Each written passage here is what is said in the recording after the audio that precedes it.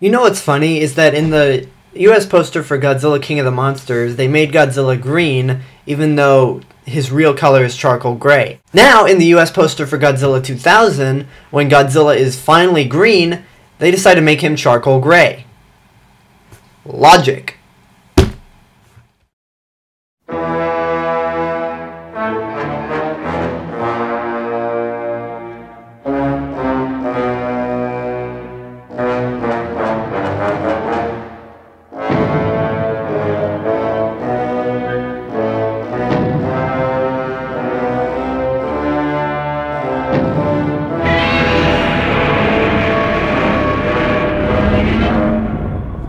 So obviously the franchise did not end at Godzilla vs. Destroyer for obvious reasons. But before I review Godzilla 2000, let me tell you about what it was like for me being an up-and-coming Godzilla fan from 1998 to 2000. Back in elementary school, everyone went crazy for the Godzilla remake that Roland Emmerich made. My friends kept pressuring me to see it, and like, I don't want to, I'm gonna be scared of it. And this was at the time where I always admired looking at the Godzilla VHS covers at Blockbuster, but was always too afraid to watch one of them. So, eventually, one of my best friends at the time convinced me to watch the American Godzilla, and this was like after it left theaters. This was when it came to video. So, that night, my parents took me to Blockbuster to rent the American Godzilla.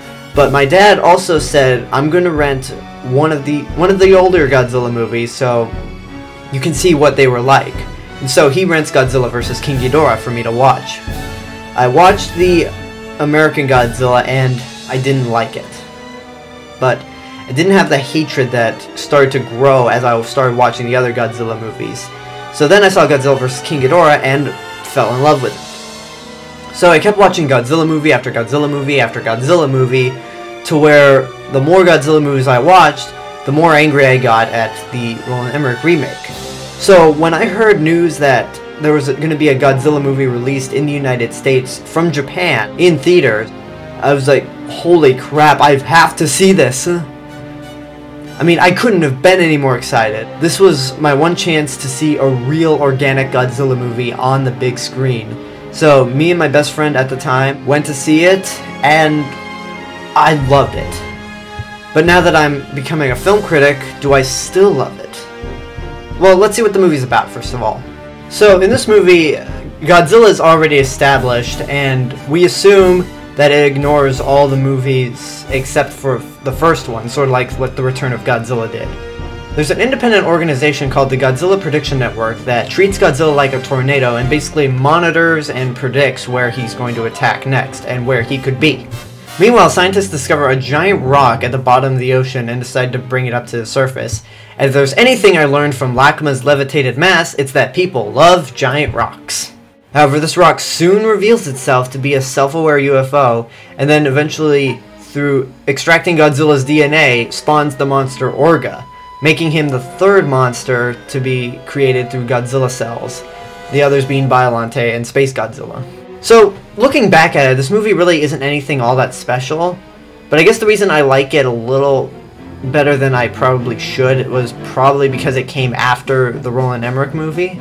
So that might be the case, and I've only seen the US re-edit. I have not seen the Japanese version, though I am aware of the changes, and through rumor, I've heard it's actually worse than the US version. I'm not sure how that's possible, but it makes me even more curious to see it. In the US re-edit, though, there's some weird moments, like there's comedic lines of dialogue, the infamous crap through a goose line. The fact that they insert some of Zilla's roars to Godzilla, which bugged me on occasion, but after a while I got over it because, I mean, I'm still seeing Godzilla and not an imposter. And the effects are still good, but there's one scene where Godzilla is swimming in the ocean, and it's done in CG, and you look at it and go, yeah, Toho, next time you try to make more Godzilla movies and decide to use CG, why don't you give Peter Jackson or George Lucas a call and ask them to borrow Weta Digital or ILM? Oh wait, because of October, I guess ILM would be now owned by Disney since George Lucas is in retirement and sold Star Wars. Getting off topic again. Sorry. Again, on the plus side, it is a miracle to see a real Godzilla movie in the theaters so quickly after the Roland Emmerich movie, and Orga is really a cool creation. But I can't help, if you look closely at Orga's head, I can't help but wonder, does he have the same head? Did Toho intentionally design his head to look like Zilla as part of a sort of joke? I don't know, but one cool thing about Orga is that he came as a surprise to the US audiences because we thought Godzilla was just going to be on his own, rampaging through stuff. But, you know what, now that I look at the US poster, don't even know why we were surprised. I mean, there's clearly a giant face behind Godzilla, but I guess we were stupid at the time. I like how this movie, for 3 movies in a row, Godzilla's opponents, like, did the surprised uh-oh look. Like, there's a scene where Godzilla's fighting Orga, and as Godzilla's about to blast Orga with his atomic breath, Orga's eyes just go like this. Sort of like saying, oh shit. So that kind of made me laugh. In the end, this movie is probably not the best place for newcomers to start, and it certainly won't bring in non-fans who hated the Roland Emmerich movie. But I feel that this movie was made as an apology from Toho for what Roland Emmerich and Dean Devlin did to Godzilla, and basically said, look, you dummies, this is how you make a Godzilla movie. So, I mean, it's good, but not great. There's room for improvement, but I think it's a pretty good Godzilla movie. So that's my review for Godzilla 2000 and the kickstart to the Millennium series. I've got about 5 more reviews left, and I will see you later. Bye.